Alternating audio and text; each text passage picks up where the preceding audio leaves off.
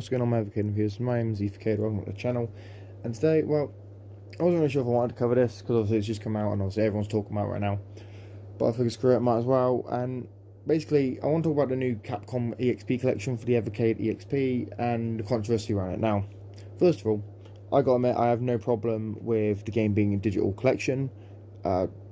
We've seen tons of these over the past few years, over the past few generations of consoles especially, of retro game collections of, like, you know, classic games from like Capcom, Namco, you know, Konami's done some of like these retro classics, you know, not remastered, but like re-released on modern platforms digitally and in some cases physical.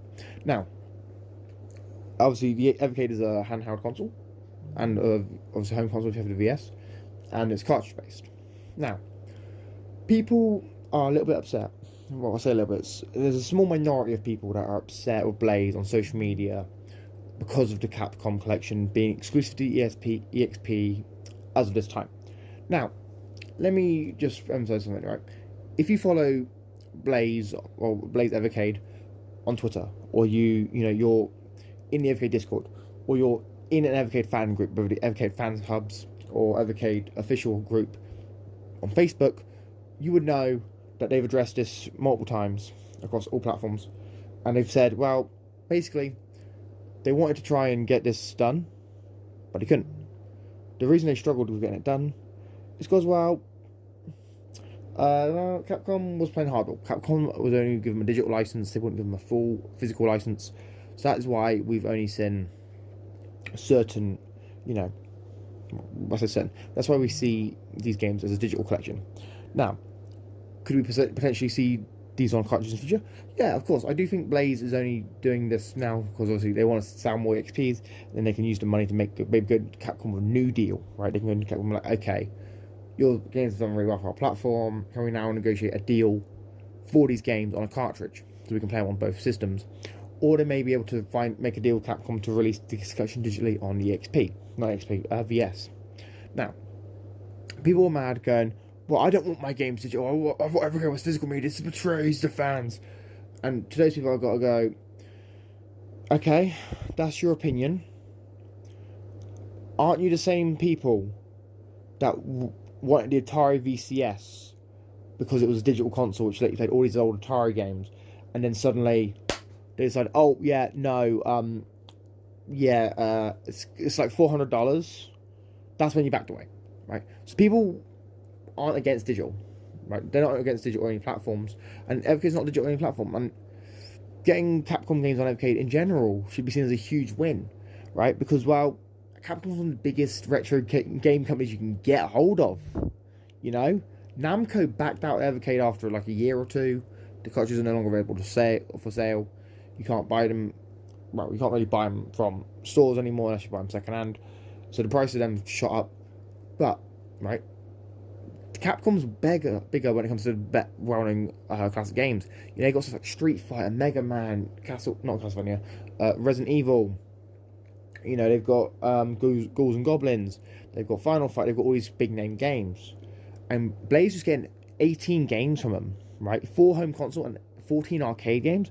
That is a huge win for Evercade as a platform, right? And as Evercade fans and Evercade collectors, we should be celebrating this, right? We should be like, hey, this is great. That means if this does really well, companies like Konami or Sega or Sunsoft or some of these other big name companies might look at Evercade and go, there's money to be made here, let's release our games on this platform, right? But people instead are just on Twitter moaning, I wanted my divorce was physical only. And I'll be honest, guys, there's not a platform, there's not a game console in 2022, right? That has been released in 2022, or is a modern system that's still in development still being made in 2022. That is physical only. That is just not how it works. Because arguably, you can argue the Evercade VS isn't physical only because it's got the game in a month on it. You know, you can argue that it's also not Evercade VS also isn't physical only because it's got the secret hidden games. So to everyone that's whining on social media, going, but I want my games physical, right? Blaze has addressed why it's digital. Blaze has said they're working on a fix, right? Blaze is trying to work out a new deal with Capcom to allow a physical cartridge, right? You've just got to be patient, right? And if you don't want to buy an EXP now, You don't have to, right? You're not forced to buy an XP to play Capcom games, because, spoiler alert, Capcom have released their games like every platform that's ever released. Since Capcom was obviously created, obviously. So you can obviously get these original games on the NES, the Super Nintendo. You can get maybe on the arcade version. They would put on a bunch of plug-and plays. You know, you can get them on Xbox, PlayStation, Switch.